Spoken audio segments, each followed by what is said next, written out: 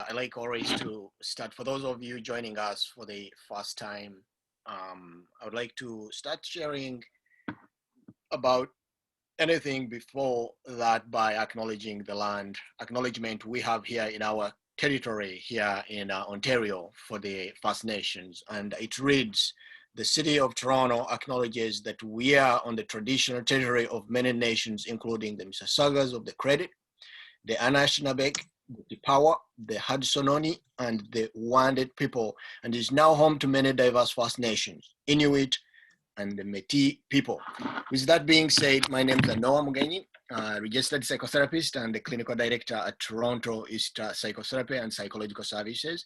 It's my honor and of course my privilege to be sharing with our people. And I really speak of that with pride in me as a born of Uganda and of a Rwandese mother. I definitely ndishimye kubareba mwese. So I definitely salute Lydia and her team for really supporting our people, because it's going to be us Africans lifting up our people and our continent. So thank you so much. With that, Lydia, do you want me to just jump into the work, or there's anything housekeeping stuff that you need to say?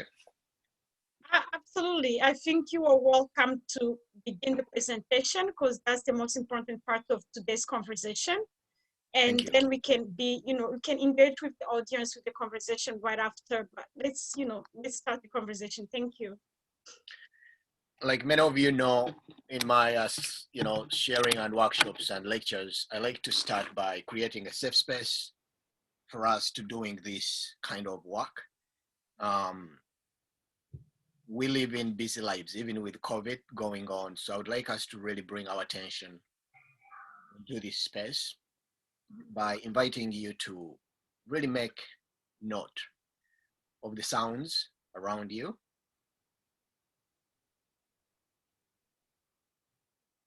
And of course, the mind is gonna wander. That's normal.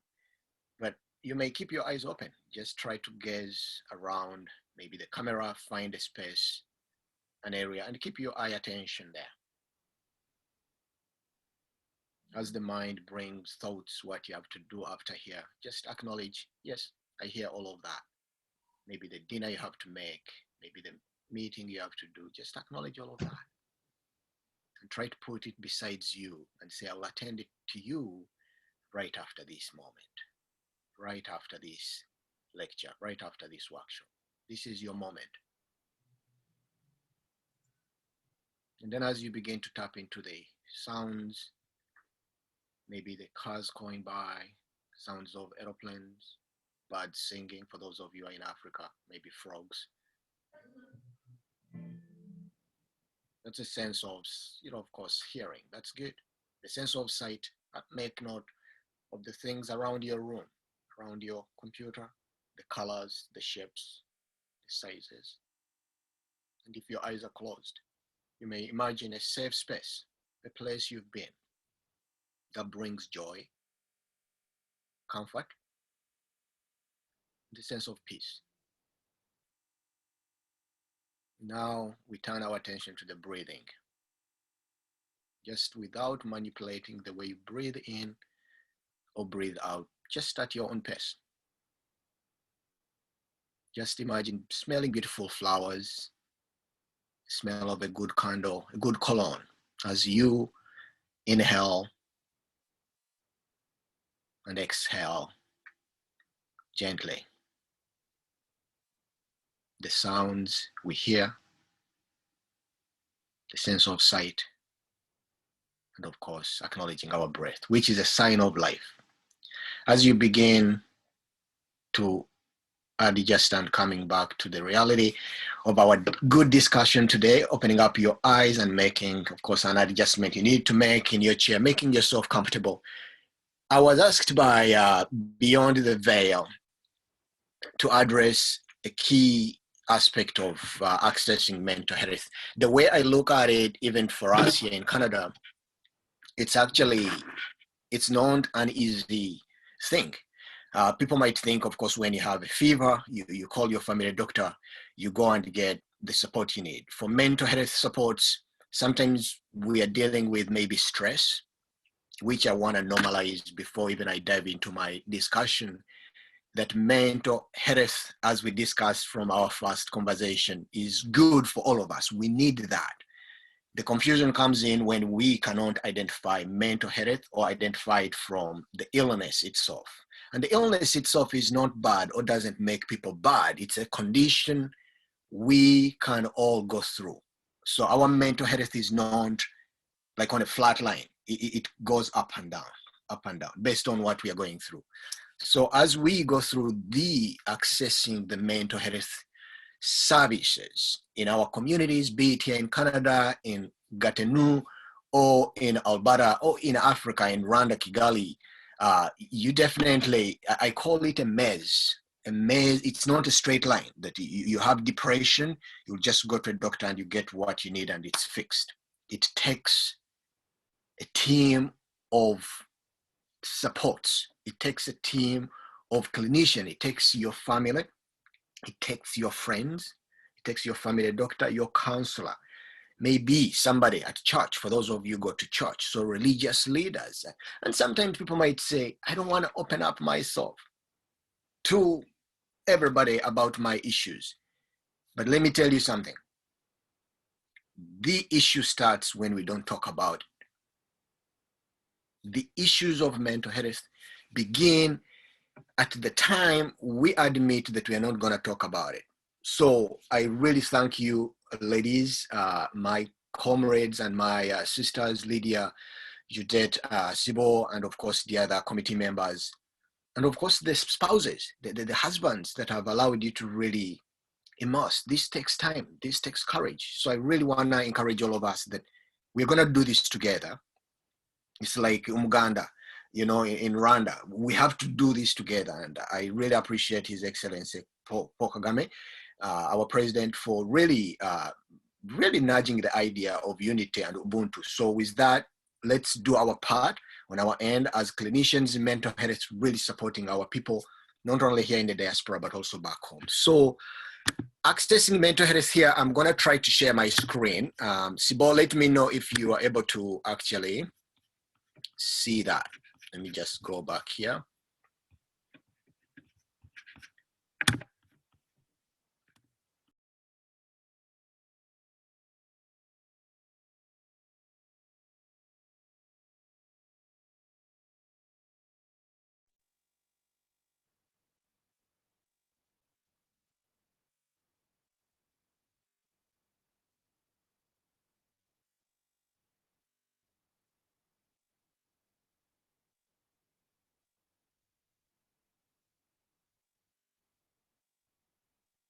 You are muted.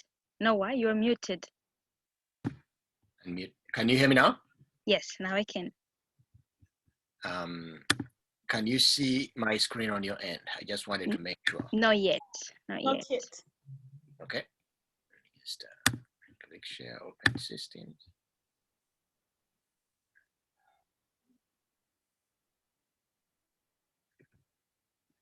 I can share it if you have difficulties, just let me know. Please. Let me try the other way around. Share. Yes.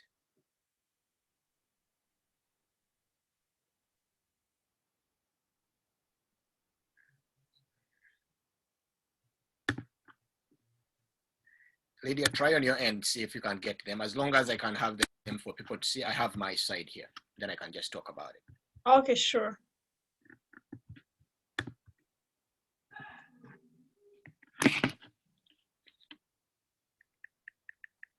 Moment.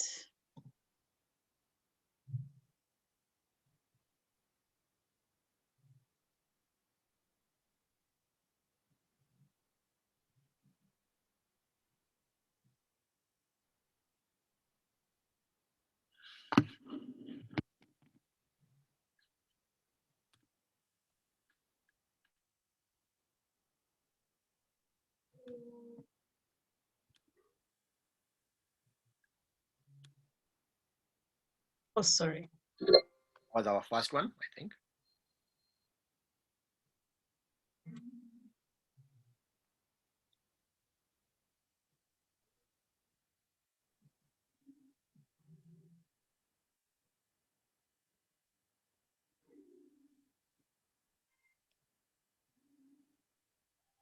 Or I am not too sure if I have the best view, but can you all see my screen?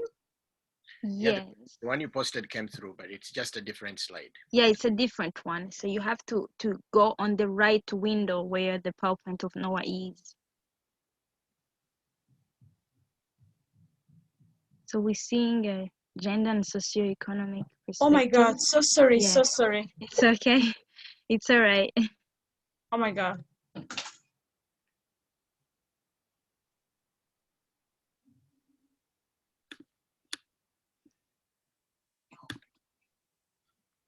Can you see it now?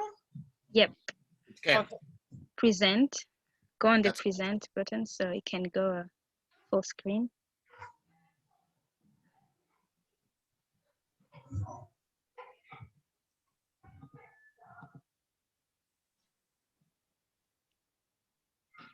I can't see most of it now on my end. Hmm. Yeah. Sibo, do you have access to these slides, Yes, I do. You want me to do it? Yeah, please. Okay, you will have to give me I did. You have the permission. okay, all right. Give me Yeah. 30 seconds, then I will share it.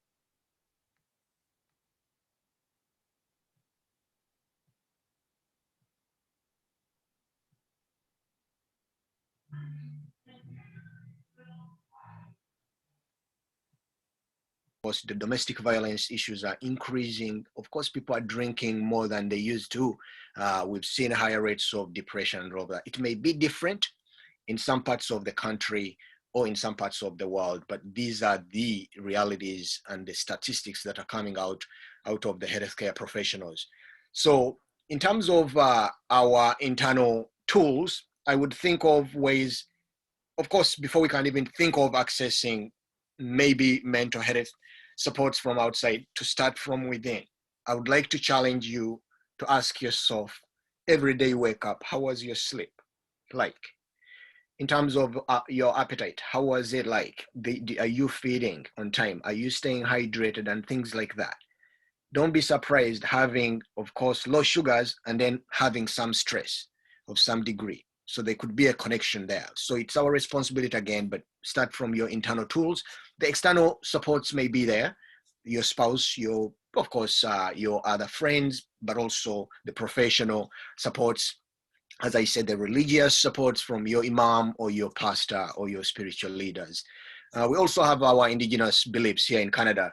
Of course, we as Africans also, we have had some guidance from our elders and stuff like that. We definitely have to respect and continue valuing. Next slide, which is going to be our video. I would like us to take a moment on this video. As we play the video, I want maybe to choose one or two people, something that stood out for you. This is a WHO slide on fighting depression. Depression is a feeling of, as many of my clients describe it, a low cloud, like a dark place to be, where you feel your emotions are really pulled down. You may be not even motivated to do anything you used to love doing. Maybe the appetite may go down. You might get irritable very easily. You might pull away from seeing friends. You might start drinking more than you used to. Your sleep might be gone. So let us take a look. I would like you to take your observation. One or two people will probably choose a young person or a male and a female. One or two things that stood out for you in observing this example. Lydia, you can go ahead. Thank you.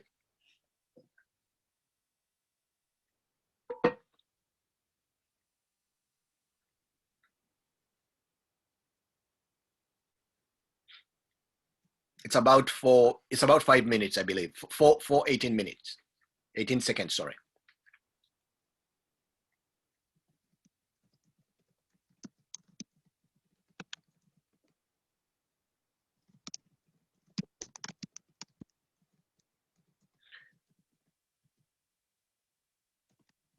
Is the sound coming out on your end?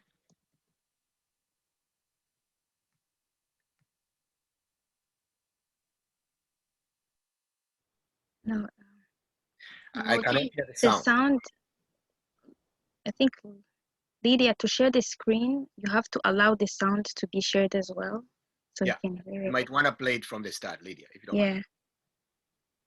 You have to unshare the screen and share the screen again, then you allow the sound on the left side down. So you want her to close it and then open it again? Yeah, you have to unshare. Stop sharing the screen and there is a box on the left side that says share the sound before you clear share with everyone.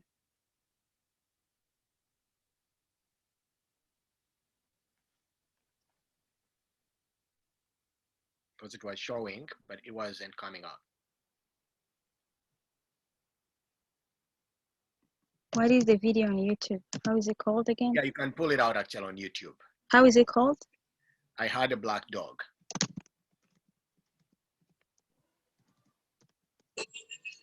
There we go. Can you guys hear now? You got it, Yes. I think.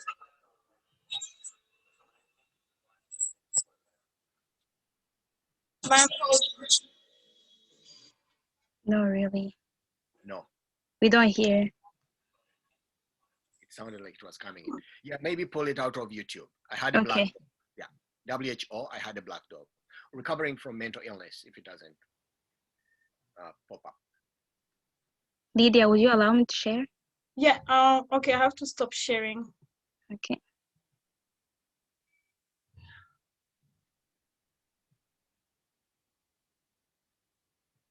I had a black dog. Can you hear? Yeah. Okay. His name was Depression. Whenever the black dog made an appearance, I felt empty and life just seemed to slow down. He could surprise me with a visit for no reason or occasion. The black dog made me look and feel older than my years. When the rest of the world seemed to be enjoying life, I could only see it through the black dog. Activities that usually brought me pleasure suddenly ceased to. He liked to ruin my appetite. He chewed up my memory and my ability to concentrate. Doing anything or going anywhere with the black dog required superhuman strength. At social occasions, he'd sniff out what confidence I had and chase it away. My biggest fear was being found out. I worried that people would judge me. Because of the shame and stigma of the black dog, I was constantly worried that I'd be found out. So I invested vast amounts of energy into covering him up. Keeping up an emotional lie is exhausting. Black dog could make me think and say negative things. He could make me irritable and difficult to be around. He would take my love and bury my intimacy. He loved nothing more than to wake me up with highly repetitive and negative thinking. He also liked to remind me how exhausted I was going to be the next day. Having a black dog in your life isn't so much about feeling a bit down, sad or blue. At its worst, it's about being devoid of feeling altogether. As I got older, the black dog got bigger and he started hanging around all the time. I'd chase him off with whatever I thought might send him running. But more often than not, he'd come out on top. Going down became easier than getting up again. So I became rather good at self-medication, which never really helped. Eventually, I felt totally isolated from everything and everyone. The black dog had finally succeeded in hijacking my life. When you lose all joy in life, you can begin to question what the point of it is. Thankfully, this was the time that I sought professional help. This was my first step towards recovery and a major turning point in my life. I learned that it doesn't matter who you are, the black dog affects millions and millions of people. It is an equal opportunity mongrel. I also learned that there was no silver bullet or magic pill. Medication can help some, and others might need a different approach altogether. I also learned that being emotionally genuine and authentic to those who are close to you can be an absolute game changer.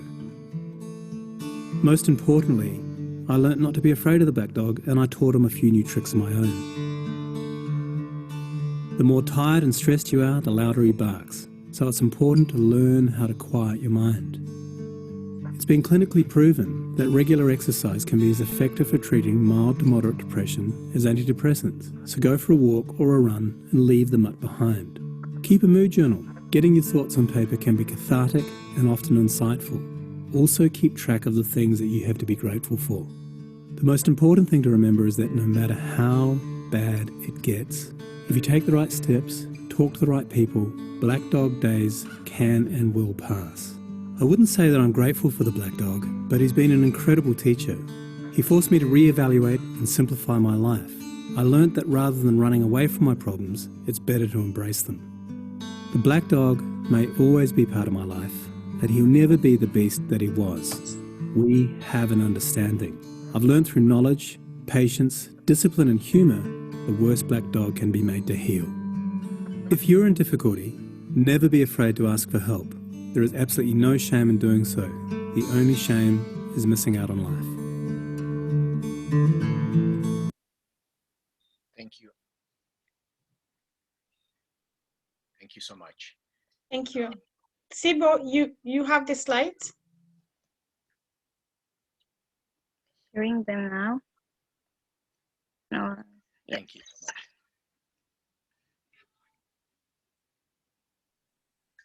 As we get our slides back up here, one volunteer, what stood out for you as you listened and watched the video about somebody really dealing with the analogy they used there was a black dog, but it definitely, the examples they gave were vivid and visible, that when somebody is going through something like that, it's not easy. It's definitely tough. But what stood out for people? One or two people?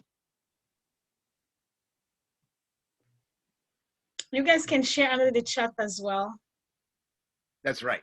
Then you can read those questions or comments. Mhm. Wanted this to be a little bit more conversational. I know we have 1 hour. I'll try to throw in a few more minutes as long as people are okay. This is not a one-day thing. We definitely have to allow the technical issues to happen, but not allow that to really stress us about what we need to do. Absolutely. And we're doing a good job. Just wanted to mention that. Thank Perfect. you. So Charlotte just shared isolation and fear. Yes. Isolation and fear. That was really well seen there. It can feel like you're just by yourself. The world is on the other side and you are in a different world. Yeah. And some stress, some situations can definitely cause that for most of us. Anybody else? Thanks, Lydia. What spoke out? For me, it was to realize that we can actually control that thing, that giving a voice. Like you can actually control it. If you took it as a dog can make you scared, but you can also learn, to tame it and control it. So that's amazing to realize. Amazing. Thanks, Sibo. Definitely. That really speaks volumes about us, which of course I believe in my book, and I speak of it as the 3 pillars of wellness. Number 1 is self-awareness. You being aware that this is going on. I'm dealing with something, and make note of it. If your sleep is going, you're feeling like low on energy, you don't want to eat, make sense of it. Number 2 is actually self-care, doing something about it. The point there is taking a walk. You know the dog is there, the clouds are pulling you down, but go for that walk. In Africa, we believe in a sense of community and connection. Speak to somebody. I know my mother, she would also be talking to neighbors just over anything. So really utilize these concepts that we already have at our disposal before we can even think of medication. And I will speak of that. When is that actually a necessity for you to reach out to your family doctor, a counselor, or a social worker for support like that? With that being said, this is definitely a dialogue that I want us to really continue and talk about, and maybe a video that you just watched, Lydia, these things you can share with our community members, and these are going to be resources that our people can reach out to and watch again and maybe share with their loved ones. So how are we coping? The question I had there for us, the main one is the top one. How are we coping through this pandemic? How are we really connecting, even with isolation, but are we able to connect on video, by phone, reaching out to a neighbor at a distance, and do the things that we need to do within the limits of our healthcare professionals? You know, sometimes, as I said, it could be that we have to turn to our spiritual areas to speak to God in prayer, Allah, pray about, you know, the pandemic we're dealing with, and let our children know about it, that we may not have all the answers, but it's going to be okay. It's our responsibility. And our leaders, they owe that to us as well. And maybe some things that you've tried before and maybe heard about, it could be journaling, it could be listening to music, making a cup of tea and sitting there and enjoying it. Maybe your friend talks about it, try it. The online support, we have groups and community supports that we are also trying to build here through, you know, this organization, and of course, all the networks we have in Canada for our own people to really feel that we can have a community which is there to support us ongoing. Next slide. So safety and duty is something that I wanted us to be aware that as we seek mental health supports for children under 16 years and below here in Canada, probably around the world, is a general recognition that they are considered to be minors. We adults over 17 and over, we have to look after them. So when you're seeking or you're starting to recognize behaviors in your teenager, it could be, of course, the genes and the physiology taking place. But if it is, of course, struggling with areas of eating, cutting down meals, or stuff like being too much in the room, maybe they're going through something in school, talk about it, nudge the idea of really being open. And for that reason, if somebody under the age of 16 gets hurt in your premises, in your care, it is a legal case. It's a legal obligation. I wanted to stress that. So as we look for supports and resources, let's say if you are divorced, you have to speak to your spouse about it, that you are reaching out to a family doctor or a psychiatrist assessment or even a psychotherapist to get mental health support. You can't just send a kid to get to that when your spouse is against it. So when do we seek mental health or medication? That's a question most people ask me in my talks and lectures.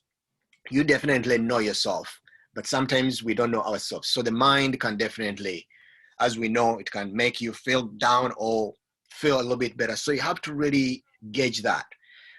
And if you are really sober enough, I use that word lately, that if you are going through, let's say, depression and you're drinking as a coping mechanism, chances are you're going to really struggle even reaching out for support, because the drinking can be a numbing agent. And when, let's say, you go on medication, that's another caution I give people. And you're on medication and you try to drink alcohol. I know this is a problem in Africa, in most parts of the continent. That can be problematic for your liver and other organs. So that's a caution there. So we also, I'm really, in my work, I've been a big advocate for peer support groups and accessibility to safe zones. Let's say, speaking of trauma and maybe issues of the scars that we've endured, let's say in Rwanda, of the genocide, we need to see our people like Lydia and Judith going through schools, that we can feel safe, like myself, to speak about these things rather than somebody from outside. When the symptoms try to get out of the way, I'm talking about the sleep, the appetite, you feel like you are isolating, like we saw in the video. Maybe you are eating more, you are eating less. These are all symptoms that can actually allow you to say, you know what, I think I need to speak to my physician about this. And maybe they may suggest a medication. Don't just take the medication as well, but also read about the medication. I really challenge my clients to be informed about what they are taking. Don't just take things. I know the doctor's note is final for our health and it's in the best interest, but at the same time, research. You could be taking high blood pressure medication, you are drinking alcohol, and then you take maybe an anxiety medication that doesn't really line up with the other. And you could be definitely damaging yourself if you don't communicate that with your doctor. Next slide. This is recent research 2020 out of our city public health. They said, of course, people dealing with a pandemic going on, there is a higher number of course, COVID cases in our communities that are compromised, that we call vulnerable communities here in North America. These are communities of Blacks, people from around the world. It could be people of other colors, like visible minorities, as we call them here. But I'm not surprised that even some numbers could be different in some parts of the developing nations because of this reason. 50% of Canadians of course, have reported a worsening in their mental well-being, which of course speaks about 7 out of 10 people that you see on the street. That number used to be 4. Every 4 or 5 people you saw on the street, one of them could have a mental illness or a diagnosis. Right now, that's risen to 7. So that tells us something. We have to really pay attention to the stats. As I mentioned, domestic violence issues have also risen. Those numbers are keeping changing depending on where you are. In Africa, it may be different from Canada because of some, responsible and measures in how people are dealing with these issues. As I said, substance use, be it illicit drugs or street drugs like we call them here, has also risen up. And of course, suicide rates are also a concern in our North American countries. Next slide, please. These are some of the resources I managed to pull out, the ones I wanted to pay attention to for the Canadian communities and North America. In the US, it may be different, but we wanted to target Canadians. And also for those in Africa, I should say, definitely the conversation starts with your family doctor. Let's put it that way. Or you just walking into maybe a walk-in at the hospital, and then speak about maybe the physical pain that you're having, but also a little bit of the emotional. I'm not sleeping. I'm worried about ABCD. Maybe the doctors might have somebody they can suggest, but we have to really keep the conversation going. So we have a number here in Canada, and that's under, of course, an immediate crisis line for adults. It spells as wellness, but the number is 741, as you see on your screen, 714. 741 again. And I'm so glad, Lydia and your team, you managed to add the the helpline for the children as well, the 1-800 number. And of course, that's also confidential, that when people call in, it could be a minor.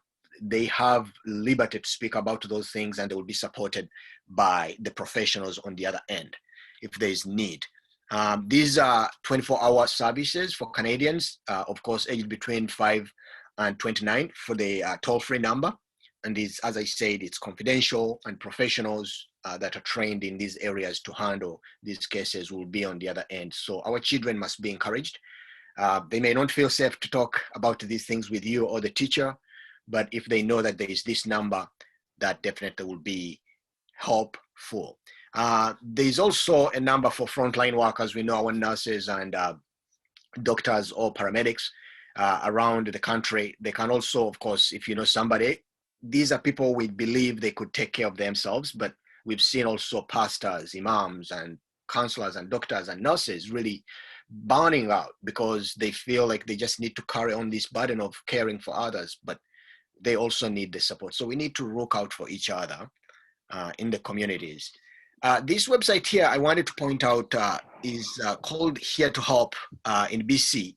I found lots of resources there, including like age groups. So for trauma survivors, they also had a link there that I really found helpful. So if you're looking for videos, books for your children, for your teenagers, for your husband dealing with the depression, or your wife dealing with something, grief, we've lost a lot of people during this pandemic, tons of resources there.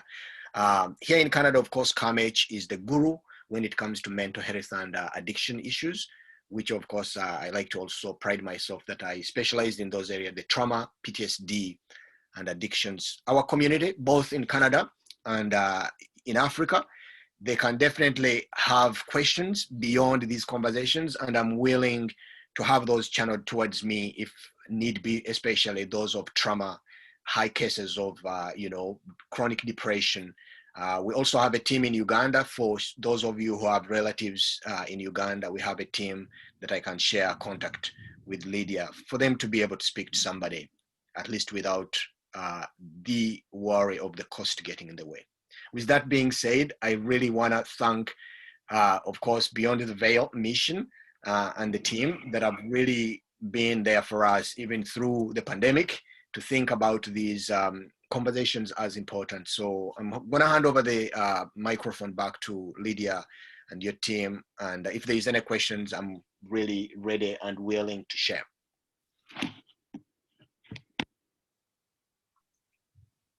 Thank you so much, Noah. Thank you for sharing with us this great information. And one second. Sorry, having young ones, you never know when they're going to show up. Okay, yeah. Thank you so much for sharing with us, with this information.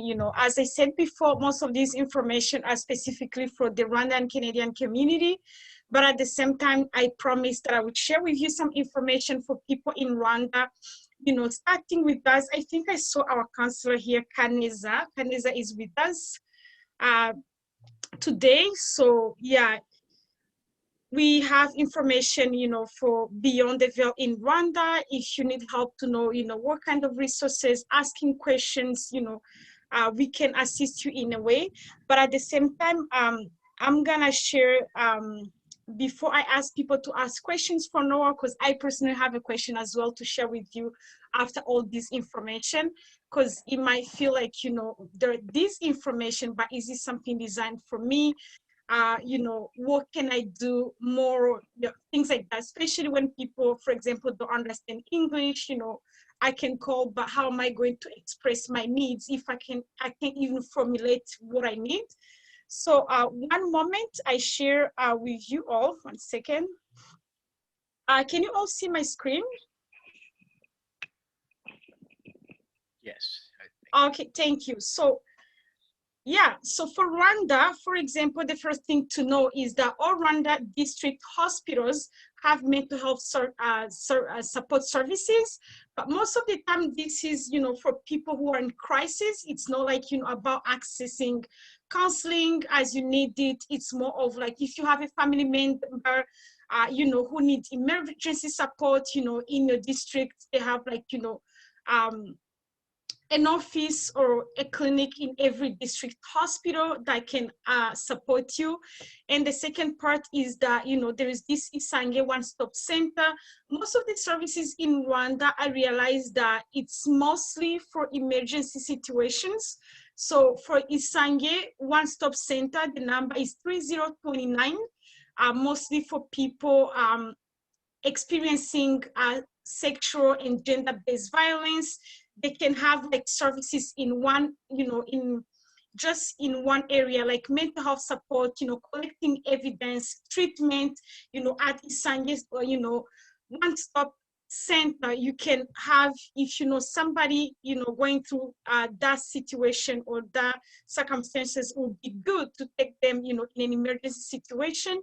And also there is, if you are experiencing or someone that having suicide thoughts and all of that, there is a number to call, which is 112, or actually you can even message on WhatsApp.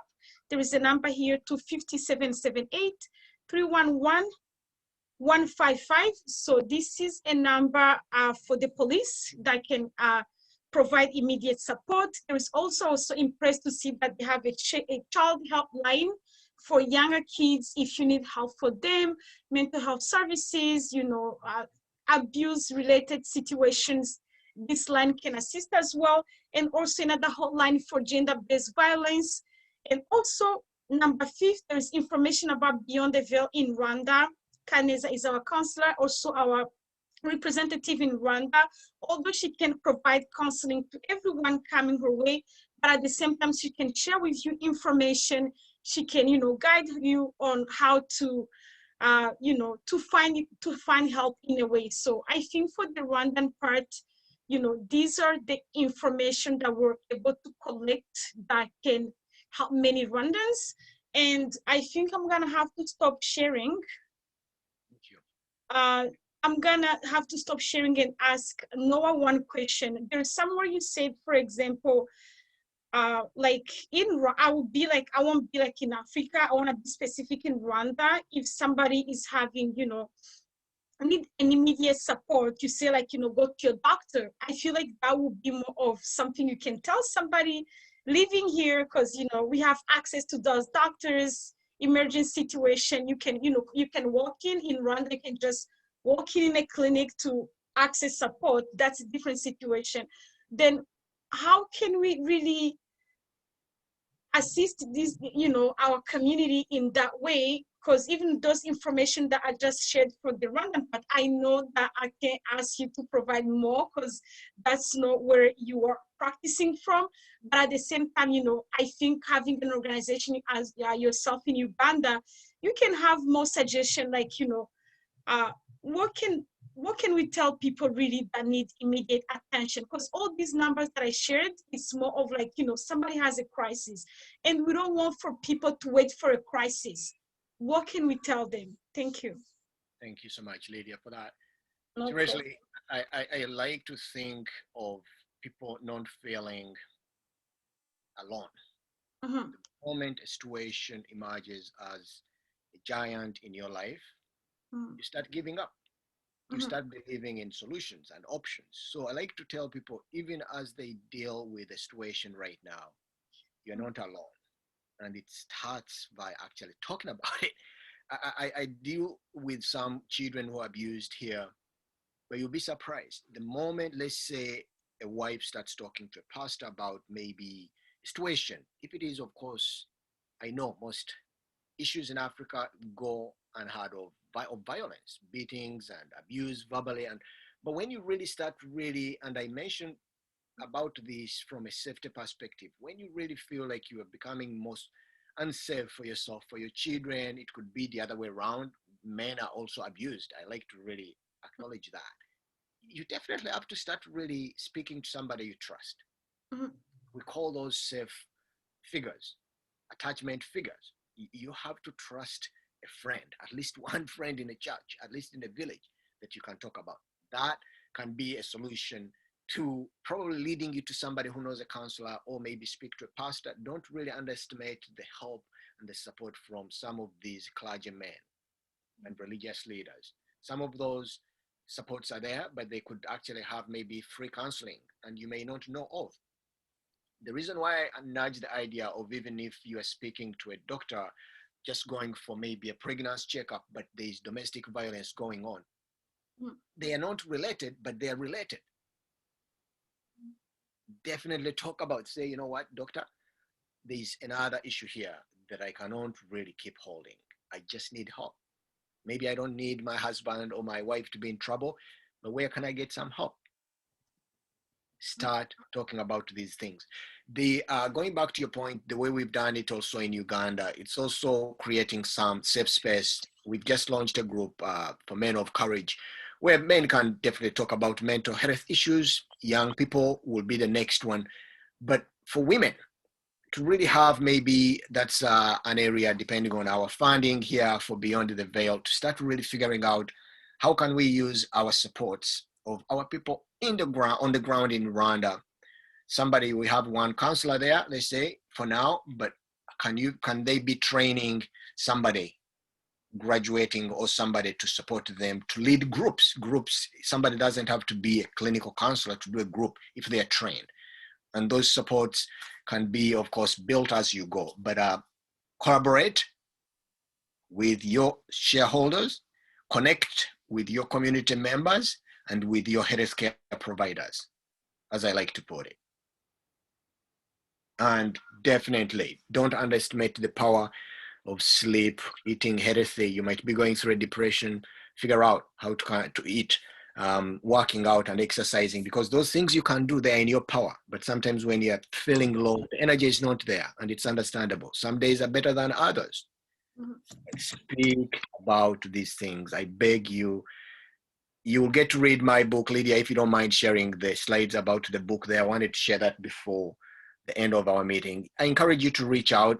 The soft cover is like around, I think it's under $12 now. It's been down, but get yourself a copy. It has a workbook at the back. This is a story of course, surviving trauma and domestic violence. My dad struggled with that. As I mentioned, he's recovered and serving the Lord as a pastor and as a pharmacist, but he struggled with drinking. So I speak of that, but also I speak of it from a clinical background as a clinician and the supports, the tools. There's a couple of a full chapter on tools and supports for our Canadian people. And I think I throw in a couple for some in Uganda, but that's for now a tool that I can say, reach out, speak about things. And if you can access these online supports and resources, let's keep the conversation going forward. Thank you so much, Noah. We appreciate a lot. I think we're gonna give a chance to our audience. If anyone has a question for Noah, please feel free to ask, a question. Because I think, we are here, we're trying to do this for our community, and there are really so many difficult questions we all have, we all share in terms of, accessing support, and, we're trying to do our part. Because one of the reasons why we started Beyond the Veil was because we realized that not everyone is going to have the privilege to have access to therapy or, counseling. That's why we're trying to share more educative information, all these websites that, Noah shared. Denise, have a question. One moment, I'll be back to you. All this information, there's so much you can learn, just, even that simple video that we just watched, just remember when I was open to seek therapy, it's because I was introduced to that knowledge and be like, there's no way you can go through with what every Rwandan went through. And if you have that opportunity for therapist and for counseling and reject it, because really, really, there's so much we need to unfold. There's so much we need to unpack, and there's no shame around there. Really encouraging everyone. So Denise, I'm gonna, 1 second. I'm asking you to unmute so you can ask your question. Thank you, Denise. Hello, everyone. Thank you so much, Beyond the Veil, for organizing this. This is an amazing opportunity for everyone to learn and to heal. And thank you so much, Noah, for everything. It was very informative. So my question is sometimes everyone deals with stress. And sometimes we think, oh, I have been through hell, and this which I'm dealing right now, it's easy. And sometimes it comes as another baggage. So my question is, how do you recognize that as small distress might be, can it be very, very bad, so you can seek help? Thank you. That's my question. Thank you so much, sister. And your name was? Denise. Denise. Thank you so much, Denise. Yeah, so I like to really, my work around trauma is also ingrained in really understanding our nervous system and our psyche, the neural aspect of it. When you are going through something, people like to speak about it as the gut feeling. When you're stressed, seriously, you're gonna know.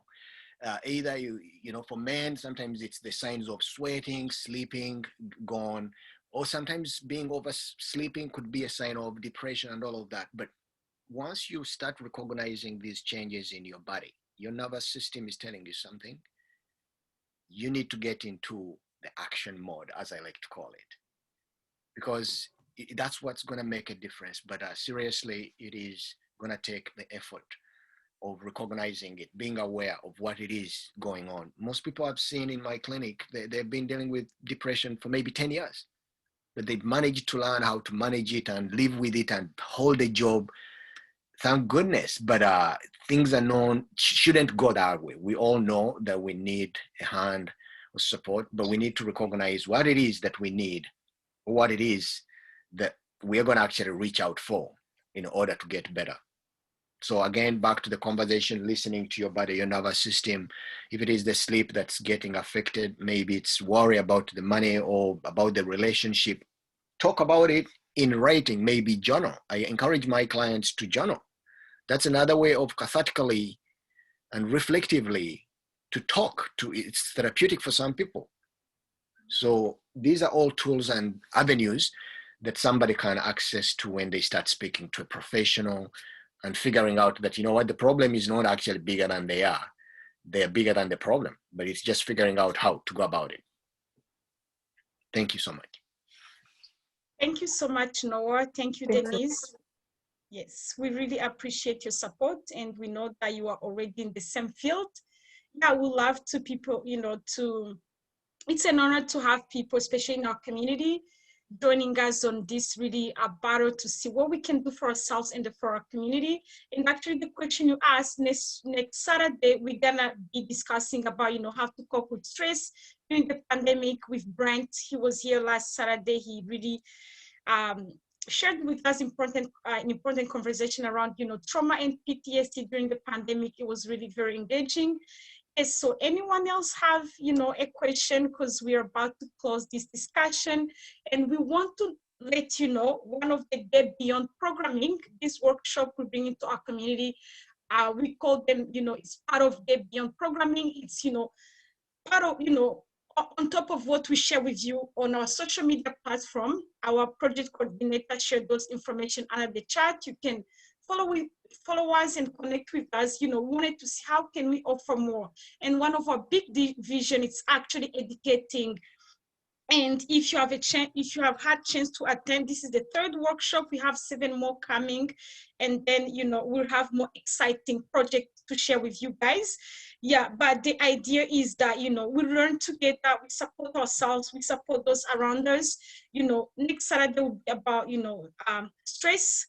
Yeah, please invite people. I really believe that everyone really needs to understand and learn about this. If you need access to this slide that Noah shared with us, send us an email. Our project coordinator, Sibo, added an email, beyondtheveilmission2019@gmail.com. We can send you those slides. You can share them with our Rwandan Canadian community or Rwandan community in general. Yes. Anyone with a question before we end this workshop, please? Before everybody asks anything, please keep wearing these. My daughter keeps reminding me, and the youngest, she said, "Daddy, take the young one for the young people too." So keep wearing your masks, please. Thank you.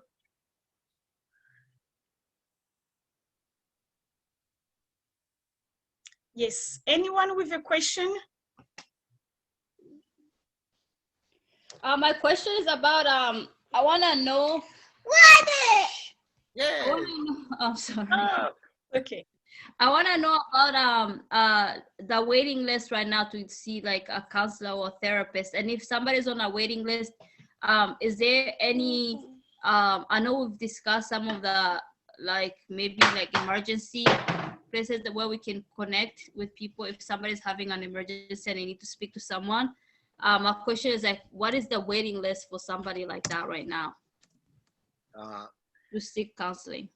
Lydia, I think you might answer that, but I will speak and address that from a clinical aspect and also the clinic, but also there is a ministry avenues that I can share with you guys that our people in Canada can benefit from as well. So Lydia, go ahead, then I'll close up on that. No. Okay, one thing before I even forget, Noah will be, we have 2 therapists that we're currently working with, and Noah will be, one of, especially having the connection with our community. You all have to know that he's half Rwandan. So yes, if you are following this conversation and you are in need of, accessing therapy, please either reach out to us Beyond the Veil, our email, DM, doesn't matter, or to Noah directly. If you go to his website that we shared with you, he can actually even offer 15 minutes for free. So right now we're able, with Beyond the Veil, we can offer you for free 5 sessions for free. So with Noah, you can have that opportunity. So if you are here or we encourage people to be part of this, workshop so they can understand, they can learn the importance of it. But if you have the need or have someone, this support is mostly for the Rwandan Canadian community in the GTA areas in Hamilton, because, I think we have shared on our social media platform that we received some funding from, Red Cross, United Way to support our community. And part of the support we want to give is access to free therapy sessions. And, if you know anyone, you can have access to 5 free therapy sessions. Please reach out to us. And if you really need to keep your privacy, you can, email or contact Noah directly, and then we can put you on that list of people that we're going to give 5 sessions for free. In terms of, accessing the question that Judith was asking, even here in Canada, therapy is still a privilege, for people who don't have like private coverage. There's a huge long wait list, and I think Noah can tell us about that. But at the same time, sometimes we have to check with our private coverage. For people who have that, they might be able to offer you like 10 sessions. But all of that, if you go to Noah or come to us, there are options we can share with you and to find ways that we can support you. Especially during the pandemic, the government have established many ways to help our people. Please come to us, Noah, and we're gonna share with info about Brent as well. We have it's not a huge support. We also have like, Charlotte is part of this meeting. She will be, she will have a conversation with us in a few weeks as well. So we have really, some people in our community that are supporting in a way. So there's no need to suffer alone. And remember always, we can't have help if we can't ask for help. There's always that simple step we have to make. Thank you, Noah. You can add more to that. Yeah, I think you definitely nailed it there. Our people have to understand that these resources, this process may not be easy. As I said, it's a maze, but we have to really start somewhere. And if we get the workshops, then you start with the 5 sessions. I could also try to look into your situation. For those of you who may have, of course, have moved here, but there's been a history of sexual abuse, domestic issues. As for those of you who have maybe witnessed, of course, big issues here happening in our city, the shootings and all that. There's coverage that's unknown for some people. So, but we have to be in contact with a therapist who knows those links and stuff like that to know if that's even a category that after you exhaust your 5 sessions, you might qualify for another sessions through the Toronto Victim Services or the Criminal Injuries Board of Canada. For our people in Africa, we hope that this conversation continue to also tap into with our leaders to really figure out how can we make mental health accessibilities to people that need them, especially those who are vulnerable. Thank you so much. Thank you, Noah. Thank you. Anyone with a question? We are about to end. Today we have some technical difficulties. We started a little bit, 15 minutes late, but usually it's 2 p.m. to 3 p.m. And, next weekend will be about, stress, how to cope with stress. Anyone in this moment really need to, even people who are not working are suffering in different ways. These workshops, we selected really many topics that would benefit our people: breathing, relationships, children, young people. There's so much to learn from this, and you can share with other people. We designed our topic in a way that it's not specifically for, for this category. Everyone learning. Like, we even have a topic for elders coming soon. Even if you're not an elder person, but you have somebody that you can care for, we have a community with many elders. So yeah, anyone with a question on the Rwandan side, please, do you have any question before Noah conclude with the healthy relationship wheel? Anyone with a question in terms of Rwanda, how people can access support? Otherwise, I will welcome Noah to, if you have a question, you can add it under the chat. Otherwise, I will continue that we're done with questions. Noah, please finish with the healthy relationship wheel. Thank you. And I must add, this is just a guide or a beacon of what is considered to be heresy. People might struggle in one area or the other, but that doesn't really necessarily mean that your relationship is unhealthy completely. So we like to take a moment and look at this wheel, as we call it, the healthy relationship wheel, and see what area or what areas do we ourselves, I'm turning the torch towards myself, what area do I need to really look into for 2021? Even with the pandemic going on, just focus on 1 or 2 areas that you definitely would like to see. Is it the respect for your spouse, for your boss, for your children? Is it respect for some of your colleagues, your neighbors? Is it trust and support? Being honesty? The responsibility of parenting is shared, must be shared. We believe in that. It takes a village to raise a child in Africa. And I think we have to adopt that in North America. If Lydia is going through something and she can feel safe to reach out to me, even on a parental level, let's be there for one another.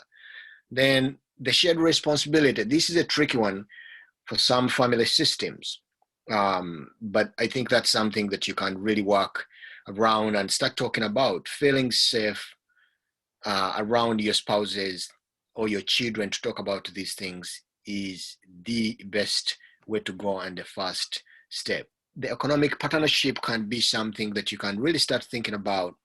Honey or husband or my children or whatever, we're going through a pandemic, maybe there's budgeting issues and stuff like that. But seriously, talking about money in a family, it's something I encourage in my practice and in my work.